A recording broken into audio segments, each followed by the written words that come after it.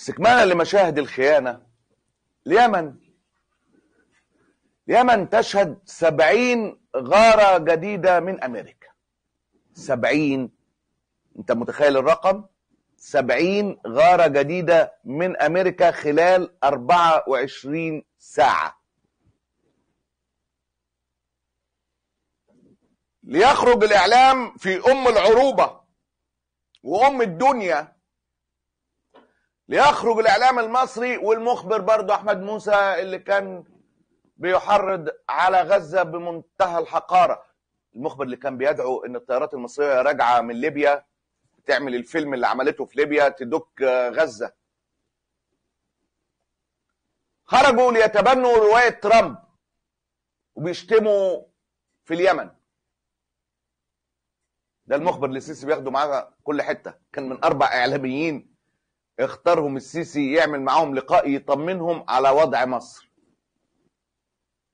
شوف الحقارة. الولايات المتحدة الأمريكية تنفذ سلسلة من الغارات العنيفة على مواقع ميليشيا الحوثي في 5 محافظات شملت مخازن الأسلحة وقواعد عسكرية ومطار صنعاء الدولي. والبيت الأبيض يؤكد ضرب 100 هدف لأنظمة الدفاع الجوي وقادة كبار في التنظيم الحوثي مع استمرار تلك الضربات ليلا ونهارا حتى تعود الملاحة في البحر الأحمر وتبحر السفن الأمريكية بأمان. ووصفت وسائل إعلام يمنية الغارات بأنها الأعنف منذ شن الضربات العسكرية على ميليشيا الحوثيين ذراع إيران في اليمن. واضح أن الرئيس الأمريكي ترامب قرر قطع أذرع إيران في المنطقة وضرب كافة الميليشيات التي تعمل لحساب نظام الملالي. كان ناقصه بس الجملة بتاعت عبد الخالق عبد الله لا ينطق عن الهوى، استغفر الله العظيم من كل ذنب عظيم، استغفر الله العظيم من كل ذنب عظيم. لا الواحد عارف يتعامل معاكم لا في رمضان ولا في عيد ولا في كل ايام ربنا، استغفر الله العظيم من كل ذنب عظيم. واحد كان مؤدب،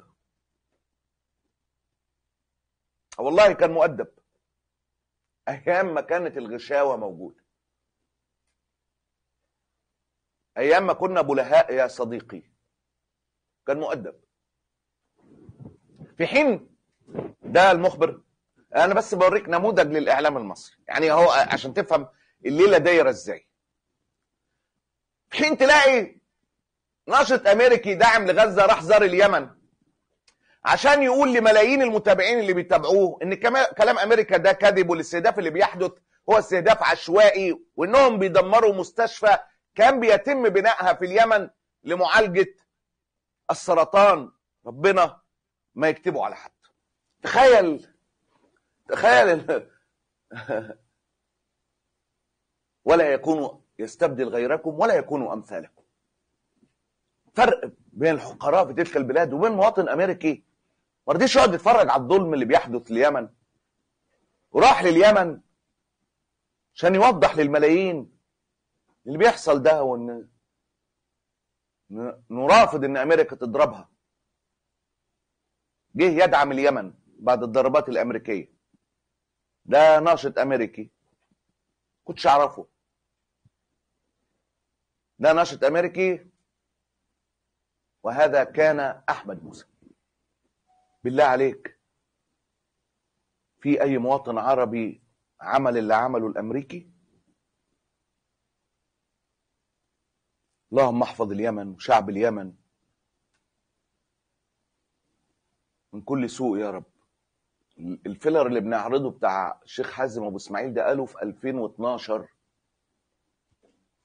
هتلاقي حتى بيقول لك اليمن ليه اليمن وليه سوريا مختلفه؟ مصر اتسرقت منهم، كان لسه الثوره لم يتم الانقلاب عليها في مصر. كان بيقولوا في 2012 على وضع اليمن وسوريا. افكرك بس، دي الشيخ حازم ابو اسماعيل واللي زيه. محدش يعرف مين الافضل في السجون، لكن هؤلاء عينه من الذين تمتلئ بهم السجون المصريه، السعوديه، الاماراتيه، الليبيه، المغربيه. وشك للحيط وقفاك ليه؟ والشكلة لما بس دايما كل حاجه على سبيل المثال وليست الحصر. يعني كان في مواطن مصري بيتحدث عن هجوم امريكا على غزه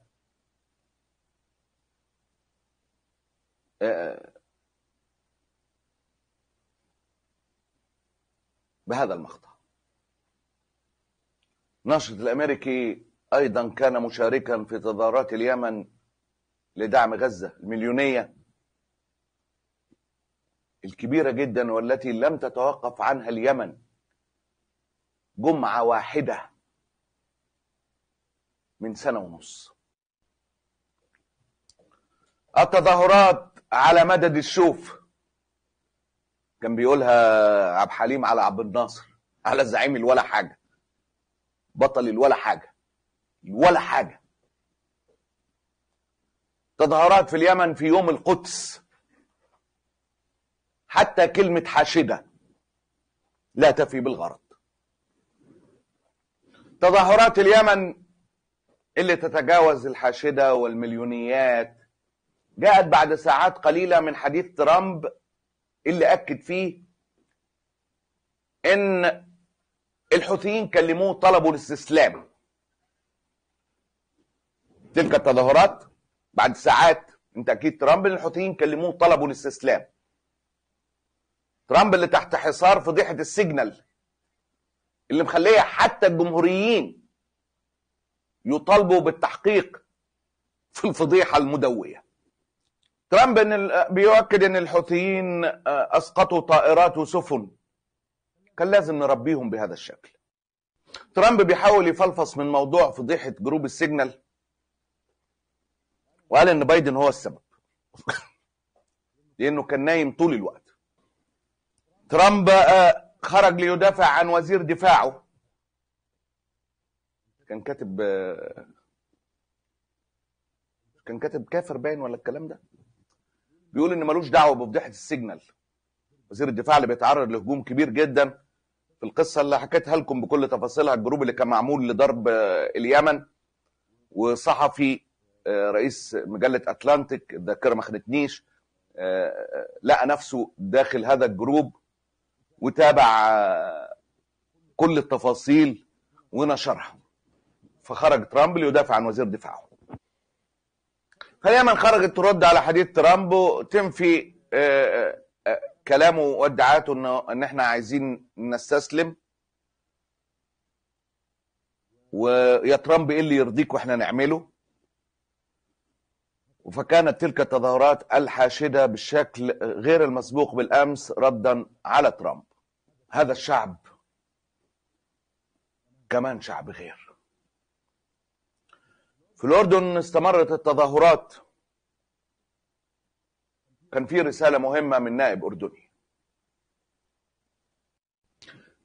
التظاهرات الأردنية كانت بالأمس في ظل الدعوات المصرية والسعودية والإماراتية لتورد غضب في غزة، فخرجت التظاهرات الأردنية تحت شعار بدنا نسمع كل الناس.